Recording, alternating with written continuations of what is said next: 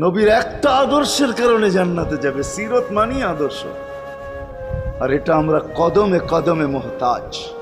কেননা এই ছোট জীবনটা যদি গ্রহণযোগ্যতা পর্যন্ত পৌঁছাইতে হয় আল্লাহর কাছে, চাই নারী হই, চাই যুবক হই, চাই বৃদ্ধ হই, যেই মানুষই হই না কেন, যেখানেরই হই না কেন, যেই বাসারই হই না কেন, যেই বর্ণেরই হই না কেন, যেই পেশারই হই না কেন, যেই সোসাইটিরই হই না কেন, এই জীবনটাকে যদি গ্রহণযোগ্যতা পর্যন্ত পৌঁছাইতে হয় কার কাছে? দুনিয়া আলাদের কাছে না, মালিকের কাছে, যিনি এক ফোঁটা পানির থেকে অস্তিত্ব দিছেন, যার কাছে আবার আমাদেরকে ফিরা যেতে হবে। পালানের কোনো সুযোগ নাই। এই জন্যই কোরআন আমাদেরকে বোঝায় আইনাল মাফার। আল্লাহ বলতেছে কোথায় ভাগবে তুমি, বলো কোথায় ভাগবে?